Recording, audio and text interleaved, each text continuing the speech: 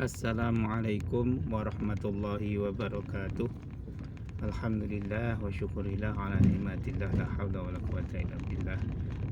Wassalatu wassalamu ala rasulillah wa ala alihi wa sahbihi wa mawalah wa ba'du. Wassalatu wassalamu ala rasulillah wa ala alihi wa sahbihi. Teman-teman semuanya, mahasiswa yang berbahagia, pada kesempatan kali ini saya akan menyampaikan satu topik tambahan ya, untuk perkuliahan kita sebelum UTS ini, yang nanti akan kita lanjutkan pembahasan ini juga setelah UTS ya. Karena panjangnya pembahasan tentang topik kita, maka kita bagi menjadi dua pertemuan. Tema kita kali ini yaitu tentang populasi dan sampel. Nah, seperti sudah diketahui oleh teman-teman semuanya ya, bahwa populasi dan sampel ini digunakan untuk penelitian yang konsen penelitiannya, pendekatannya yaitu pendekatan kuantitatif. Nah, di dalam penelitian kuantitatif, responden itu merupakan kelompok ya, dari satu kumpulan ya, kelompok kecil dari satu kumpulan yang besar. Nah, kumpulan yang besar ini disebut sebagai populasi ya, dan kelompok kecil dari bagian kelompok besar tadi disebut sebagai sampel. Baik, kita akan membahas satu demi satu. Ada beberapa pengertian tentang populasi ini ya. Ini beberapa pendapat. Yang pertama mengatakan bahwa populasi itu adalah wilayah generalisasi ya. Wilayah generalisasi yang terdiri atas objek atau subjek yang ditetapkan oleh peneliti untuk dipelajari dan kemudian diambil kesimpulannya. Jadi kata kuncinya ada pada wilayah generalisasi ya, di mana satu kelompok besar yang dalam proses penelitiannya diambil sebagian, lalu hasil dari penelitian atas sebagian tadi mampu mengeneralisasi ya, atau mampu disamakan ya, disepadankan dengan kelompok besarnya. Nah, ini disebut generalisasi. Nah, ini pengertian yang pertama. Pengertian yang kedua, keseluruhan unsur yang akan diteliti, yang ciri-cirinya akan ditaksir atau diestimasi, dan ciri-ciri dalam populasi itu disebut parameter. Nah, ini kata kuncinya adalah ciri-ciri ya, jadi populasi itu memiliki karakteristik ya. Nah, ini seperti dalam pengertian yang nomor 4 juga ya. Jadi yang nomor 3 ya, maksud saya nomor 3 ini juga sama ya. Kumpulan objek penelitian ya. Jadi sekelompok objek penelitian bisa berupa kumpulan orang ya, ataupun benda. Nah, ini sekumpulan ya. Kalau digabungkan dengan pengertian yang nomor 2 tadi, ini menjadi pengertian yang nomor 4. Jadi sekelompok orang yang memiliki karakteristik atau ciri-ciri tertentu ya di dalam satu kelompok besar. Nah, ciri-ciri itu merupakan apa begitu ya? Ini pertanyaannya. Ciri-ciri itu merupakan satu fenomena atau satu kejadian yang menggambarkan persoalan atau masalah-masalah yang akan diteliti ya. Baik meliputi gejalanya ya, kemudian proses terjadinya satu kejadian atau fenomena itu, sampai hasil akhir dari kejadian yang telah dilakukan. Nah, jadi sebuah gambaran ya. Jadi ya sesuai dengan apa yang ingin diteliti tentunya. Kalau tidak sesuai ya kenapa mengambil kelompok itu, berarti kan ya tidak relevan gitu ya. Nah, intinya di situ. Kemudian selanjutnya adalah pengertian dari sampel. Sampel merupakan bagian dari populasi yang dapat mewakili seluruh populasi. Ini pengertian yang sudah jamak kita ketahui ya. Atau sampel merupakan sebagian unsur populasi yang dijadikan objek penelitian. Atau bahasa yang lain, sampel adalah miniatur populasi. Nah, demikian juga dengan sampel. Ketika populasi itu menggambarkan ciri-ciri atau karakteristik tertentu ya, dari satu kejadian atau masalah yang akan diteliti, maka sampel itu juga mewakili dari karakteristik populasi ya. Nah, inilah kemudian yang dalam proses penelitian akan ditentukan derajat kesalahan atau standar errornya ya. Maksudnya apa? Standar error itu nanti maksudnya adalah ketika kita mengambil satu bagian dari kelompok besar tadi ya, mengambil sampel maksudnya dari populasi, maka setidaknya harus memenuhi kriteria lebih dominan ya, lebih besar ya, artinya bisa 95% katakan begitu ya, dan masih ada toleransi 5% yang error atau yang tidak sesuai. Nah, ini masih diterima ya. Jadi rata-rata memang kalau untuk penelitian sosial toleransi kesalahannya 5% atau 0,05, sedangkan kebenarannya itu harus mencapai 95%. Nah, inilah menunjukkan bahwa sampel itu pun juga harus memiliki karakteristik yang hampir sama meskipun tidak 100% ya dengan populasinya.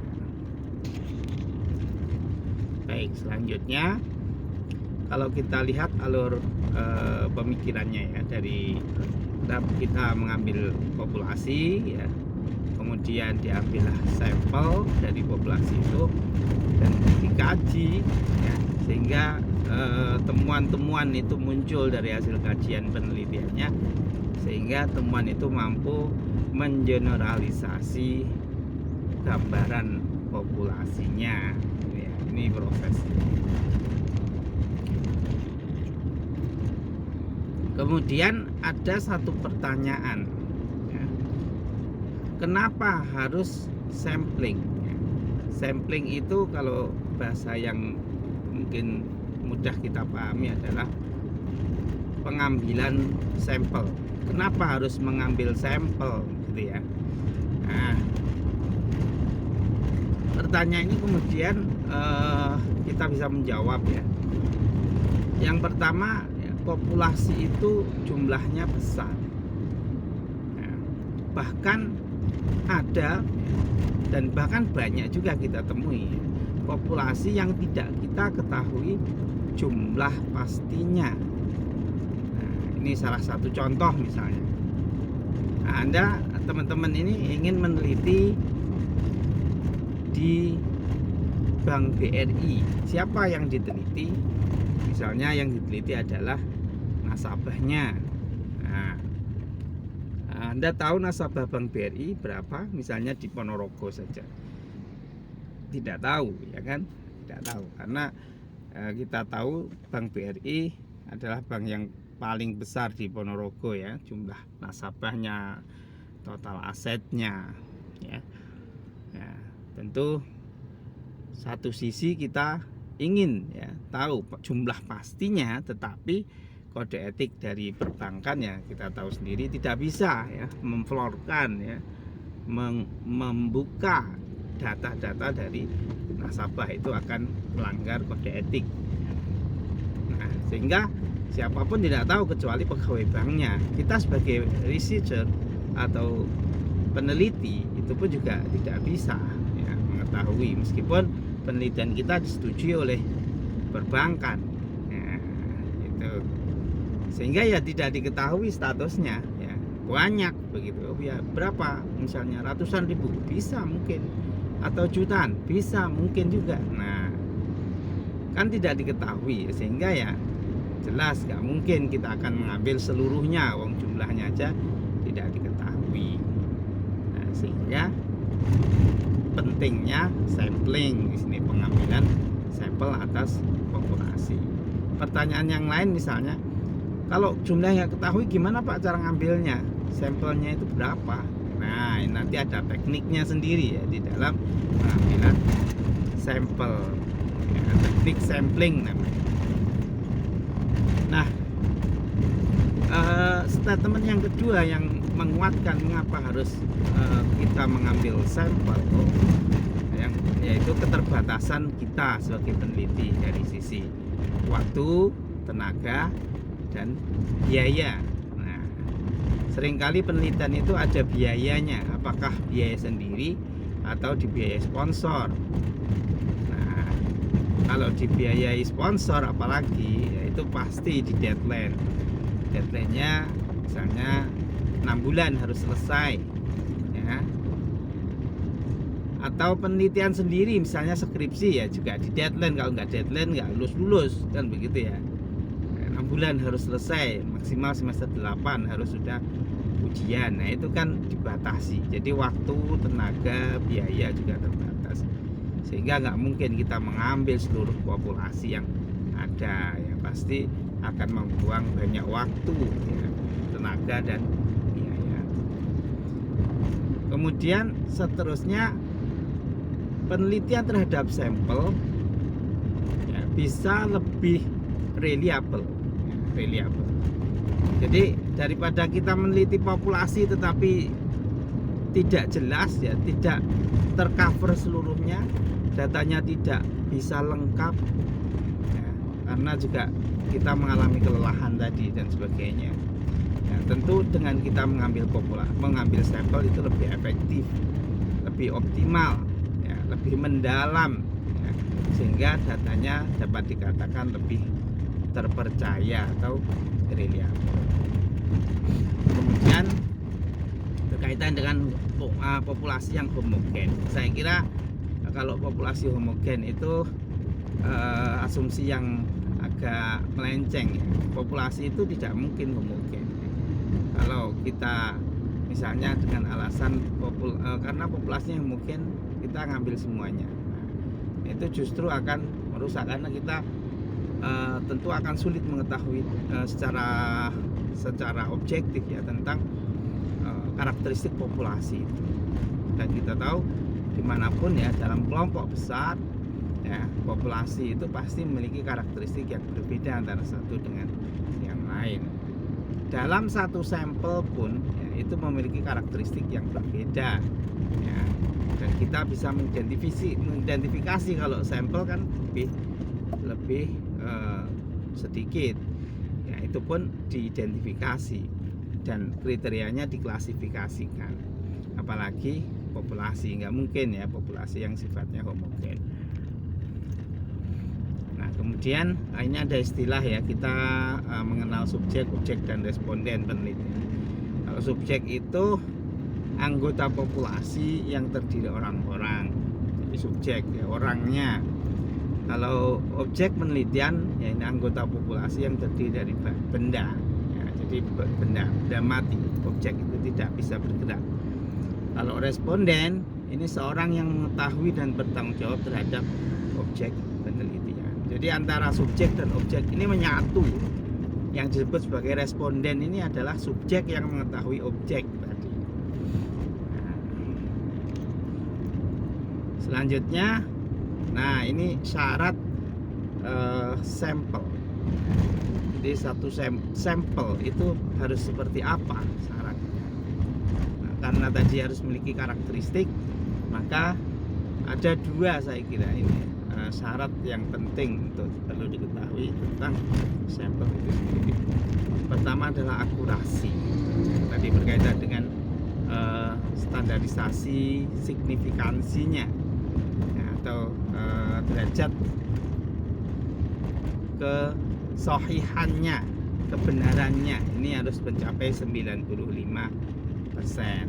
Ya, ada yang mengatakan 95%, ada yang mengatakan 90%. Ya. Kalau 99% itu mustahil, karena itu penelitian eksakta biasanya, laboratorium. Ya. Ya, kalau dinamika di lingkungan sosial kan lebih cepat berubah ya daripada penelitian di laboratorium.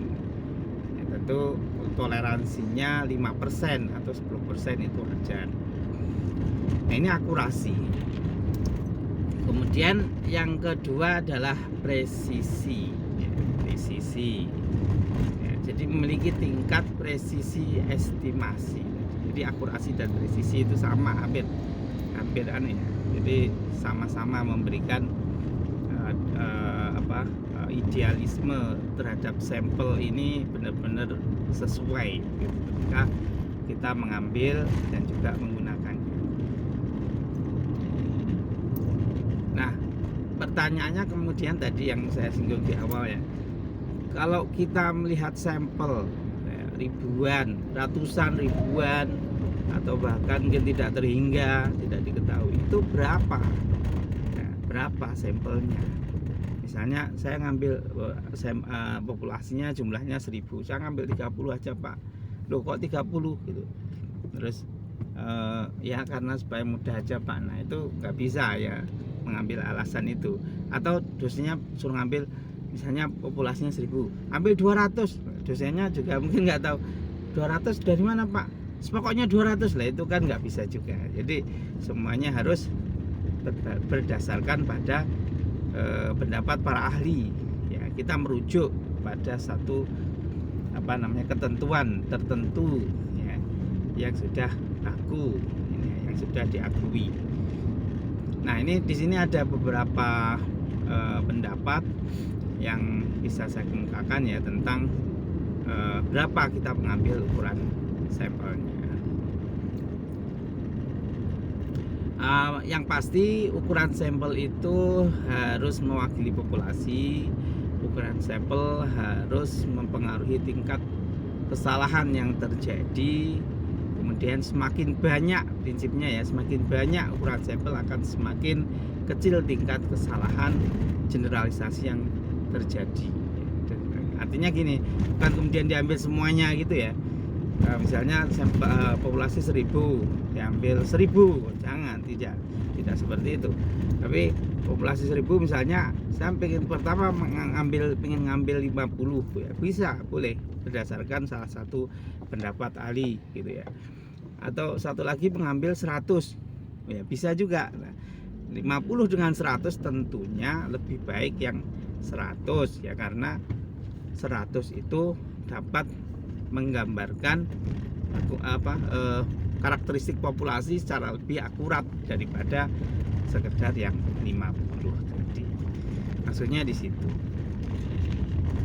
Nah, kemudian faktor-faktor yang mempengaruhi tadi ya, tingkat presisinya, ya, derajat keseragamannya, banyaknya variabel yang diteliti, kemudian biaya waktu tenaga yang tersedia. Nah, kemudian oke, ini tadi yang sudah saya jelaskan, saya lewati aja ya. Nah, pada intinya begini, bahwa semakin besar, ini seperti grafik ya, semakin banyak kita mengambil ukuran sampelnya, akan semakin rendah tingkat kesalahannya.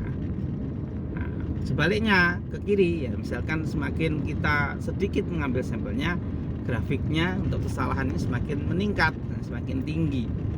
Nah, jadi misalnya mengambil hanya sedikit, nah itu tentu konsekuensinya tadi, apakah kemudian hasil penelitian ini mampu mengeneralisasi populasinya ya, atau tidak, nah itu ya, atau ini sesuai enggak ya, dengan karakteristik asli populasinya atau tidak. Nah, ini harus kita pertimbangkan dalam pengambilan sampel. Ini prosedurnya ya, nanti silahkan dipelajari ini ya. Oke, sekarang saya ingin menjelaskan yang pertama.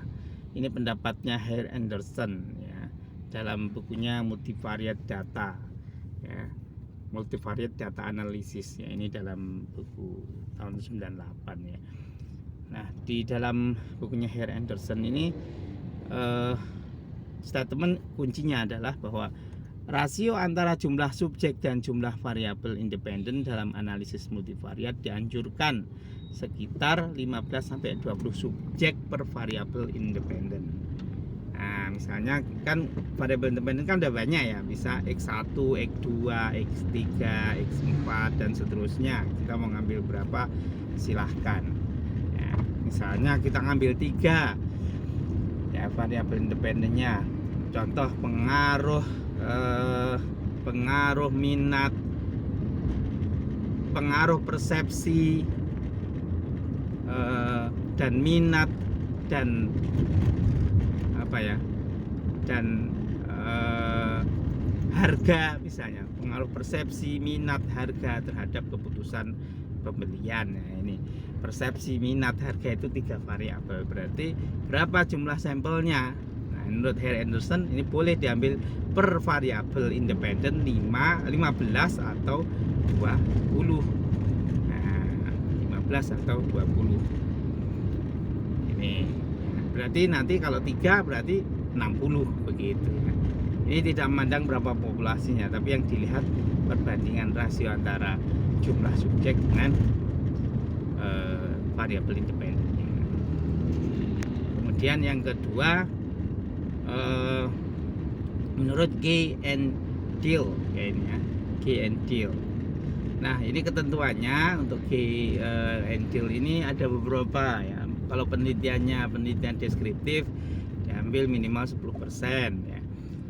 Diambil 10%, atau untuk populasi yang relatif kecil 20% ya. Jadi populasinya kecil lebih besar sampelnya ya. Ini untuk penelitian deskriptif. Kalau untuk penelitian deskriptif korelatif ya, korelasional, nah ini 30 subjek ya, 30 subjek. Kemudian kalau ex post facto 15 subjek per kelompok kan, kelompok ini kan faktorial ya, faktor-faktor itu ya, lumayan banyak, 15 ya. Kemudian kalau metode eksperimen 15 subjek per kelompok. Ini ketentuan GNDO ya. Selanjutnya menurut John T. Rusko ya, John T. Rusko ini pengambilan sampel sebaiknya diambil antara 30 sampai 500, minimal 30, maksimal 500. Rentang antara itu ya 30 sampai 500 ya, silahkan kita bisa mengambil berapapun kalau mengacu pada ketentuannya John Rusko. Nah, kecuali kalau misalnya kita buat karakteristik ya, berarti ukurannya dipecah lagi ya, bisa swap 30 per karakteristiknya ya, misalnya dipecah-pecah begitu ya, seperti korelasional kan, membandingkan kan pakai karakteristik begitu ya. Kalau untuk penelitian multivariat termasuk analisis regresi ya, ukuran sampelnya beberapa kali lebih besar, bisa 10 kali dari jumlah variabel yang dianalisis, kali 10 ya. Kalau variabelnya yang independen 1, yang dependen 1 berarti 2 kan, nah, berarti kali 10 ya, berarti 20. Kemudian untuk penelitian eksperimen sederhana yang mengambil 10 sampai dengan 20 elemen. Ini menurut John T. Rusko. Kalau menurut Slovin, ya Slovin pakai rumus ya. Rumus ini sudah ada ini contohnya ini ya rumus. Slovin itu pada prinsipnya begini, kalau kita melihat populasinya itu ratusan, itu sebaiknya tidak pakai Slovin, tapi boleh juga ya, boleh juga, tergantung kita saja. Ya. Artinya gini, kalau ratusan, rumus Slovin ini akan menunjukkan jumlah sampel yang besar, bahkan mendekati jumlah populasi. Ini misalnya ya, saya coba dengan angka 130, ketemunya 98, ya kan lumayan banyak ya, hampir mendekati 130. Kalau populasinya ribuan, nah ini boleh menggunakan Slovin. Nanti idealnya misalnya populasi 1000, ya itu ketentuannya Slovin ini menggunakan perhitungan rumus ini akan ditunjukkan mungkin hanya puluhan pun mendekati 100 ya, 90 atau 100. Jadi tidak banyak kalau populasinya besar, ribuan tadi. Ini jadi Slovin itu karakteristiknya begitu. Atau Gracie dan Morgan. Ini dalam bentuk tabel ya sudah. Nah, dalam bentuk tabel misalnya 1400 ya, itu diambil hanya 200-an. Itu sudah ketentuan baku. Jadi rinciannya sudah jelas kalau punyanya Gracie dan Morgan. Ini Gracie dan Morgan lagi ya, ada dua tabelnya. Teman-teman bisa download, misalkan nggak perlu ngitung Pak, enak ya, kita sampel populasi berapapun bisa ya. Kita tinggal lihat tabelnya, oke boleh ya, pakai Gracie dan Morgan. Kemudian atau rumusnya Isaac and Michael ini ya, Isaac and Michael. Nah ini ketentuannya ya. Kalau misalnya kita misalkan saja 140 ya populasinya, ini dengan taraf signifikansinya 99% atau kesalahannya 1%, ini respondennya 116. Kalau 5% 100 ya, kalau 10% 92. Ini penggunaan rumus Isaac. Rumus Taro-Yamani ya. N jumlah sampel, N besar jumlah populasi, kemudian D kuadrat ini presisi yang ditetapkan.